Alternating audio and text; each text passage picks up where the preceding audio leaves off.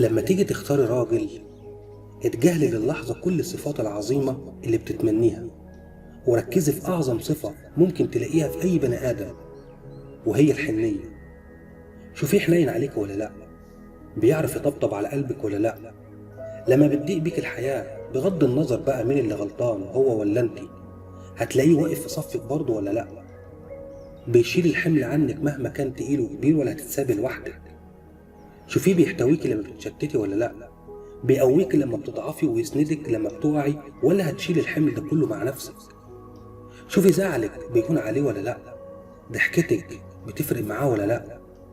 حافظ مقامك حتى في عز الخلافات، ولا بيتغير مع المشاكل، وازاي ثابته في عيونه مهما اختلفتوا، ولا ما بيصدق اي خلاف يحصل ويعوضك بحد تاني يرتاح ويفضفض معاه.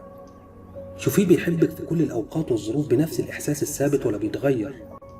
اختار اللي بيتصرف بحب، مش اللي بيتكلم بحب. اختار الحنيه دايما وابدا. مفيش حاجه تقدر تخلي الراجل يحبك غير كونه انسان حنين عليك. الحنيه بالنسبه لك دواء. مفيش اجمل من كونه حد لين، كلامه سهل، روحه حلو، مش بيعرف يقسى. ان يكون شخص حقيقي، ان يكون شخص حنين، لان الحنيه هي المفتاح الوحيد لقلبك. من اكتر الصفات اللي بتمنى تبقى موجوده في كل الناس اللي بتعامل معاهم هي صفه الحنيه. الصفه دي بجد عظيمه، ويمكن اهم صفه في العلاقات الانسانيه. البني ادم الحنين هتلاقيه بيراعيك وبيقدرك وبيخاف على زعلك، هتلاقيه متساهل معاك، هتلاقيه بيقبل اعتذارك وبسهوله يتراضى، هتلاقيه اللي في قلبه على لسانه وما بيلفش ويدور. مفيش حاجة أهم من الرحمة والحنية. الرحمة والحنية أهم من الحب نفسه.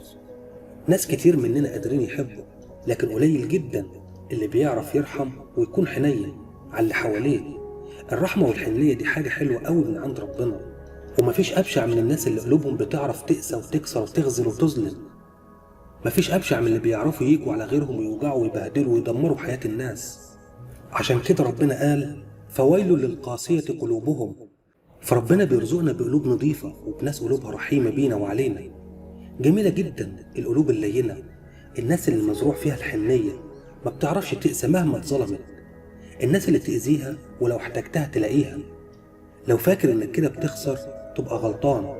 انت بتكسب نفسك ومبادئك وأصلك، وفجأة تلاقي ربنا رزقك باللي يناسبك. الحنية أحلى شعور في الدنيا، وأحلى حاجة بتبان وقت المشاكل والزعل، وإنك تكون مع حد بيخاف على زعلك وتلاقيه بيكلمك عشان يرضيك.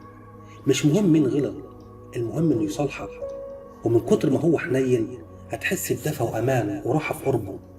الحنية بتكسب عشان هي مفتاح القلوب. فلما تحب اختار قلب حنين، عشان لما تقع في حضنه. الحنية هي الأساس، أساس الحب، هي بدايته، هي مصدره، هي ثباته وصموده وسبب استمراره. الحنية هي البداية، لكن القسوة هي نهاية كل شيء. ما تقساش على حد، لأن القسوة بتغير الإنسان وبتفقده الثقة من اللي حواليه. الحنية أكتر صفة مطلوبة فينا. لو ما بتعرفش تكون حنين فأنت ناقصك كتير لسه هتتعلمه.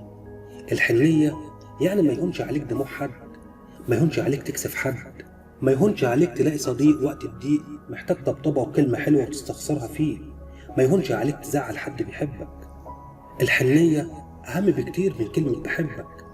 الاهتمام من الحنية، وفي نفس الوقت مش ضعف منك، والخوف مش عدم ثقة.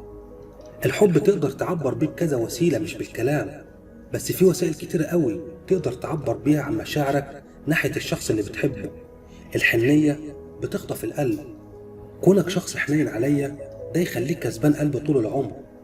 مجرد ما حد بيقول لي حقك عليا او ما تهونش عليا بنسى اني زعلان منه. انا بحب الناس الحنينة جدا.